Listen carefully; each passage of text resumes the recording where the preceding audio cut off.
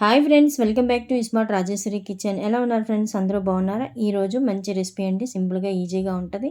ముందుగా వీడియోస్ చివరి వరకు చూడండి. చూసి మీకు నచ్చితే లైక్ చేయండి, షేర్ చేయండి, సబ్స్క్రైబ్ చేయండి. బంగాళదుంప టమాటీ ములంకాడ చాలా బాగుంటుంది. వీడియోలోకి వెళ్దాం రండి.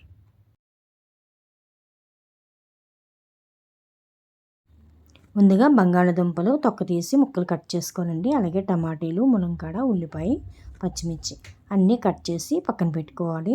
తర్వాత స్టవ్ వెలిగించి కళాయి పెట్టుకుని అందులో ఆయిల్ 2 స్పూన్ల ఆయిల్ వేసుకొని అలాగే కొద్దిగా జీలకర్ర, ఆవాలు వేసుకోవాలి.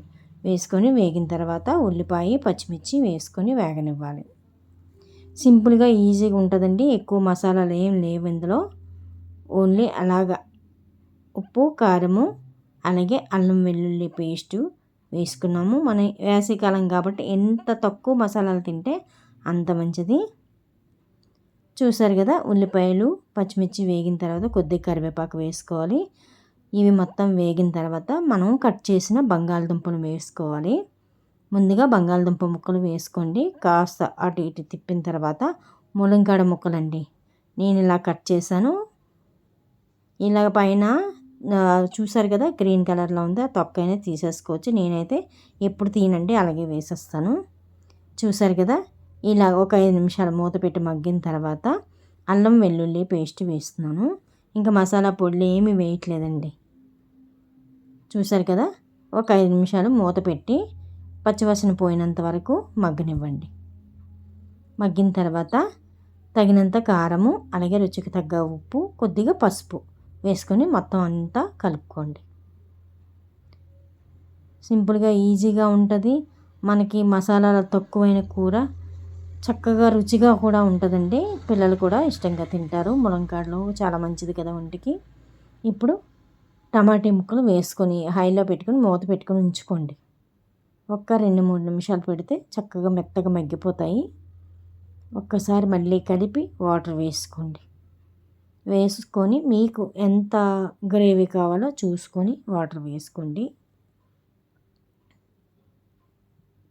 ఇంకంతేనండి. చూసారు కదా, ఇలా పొంగించినప్పటికీ మీడియంలో పెట్టేసుకొని ఇంకా అలా ఉడకనివ్వండి. మనకి ములంకాడలు, బంగాళదుంప మెత్తగా ఉడికిపోతాయండి. ములంకాడ ఎంత ఎక్కువ ఉడికితే అంత టేస్ట్గా ఉంటుంది, అంత బాగుంటుంది. చూసారు కదా, ఇంకా నేను ఇలాగా దించేసుకుంటున్నాను. ఇది రైస్కి, చపాతీకి, పూరీకి దేనికైనా చాలా చాలా బాగుంటుందండి. చూసారు కదా, ఇంకొద్దిగా వాటరు ఇంకినంత వరకు మూత పెట్టేసి ఉంచితే మనకు కూర రెడీ అయిపోయిందండి. చూసారు కదా, ఇంకంతేనండి. కొత్తిమీర వేసేసుకొని ఇంకా దించేసుకొని ఇలాగ గిన్నెలో వేసుకొని రైస్తో వడ్డించుకొని తినేయడమే. చూసారా ఎంత సింపుల్గా ఈజీగా అయిపోయింది. మసాలాలు ఏమి లేకుండా సింపుల్గా అయిపోయిందండి కర్రీ. ఇందులో ఒక కోడిగుడ్డు కానీ ఎండి చేప కానీ వేయండి, అదిరిపోతుంది. అంతే ఫ్రెండ్స్, ఈ వీడియో మీకు నచ్చితే లైక్ చేసి, షేర్ చేసి, సబ్స్క్రైబ్ చేయండి.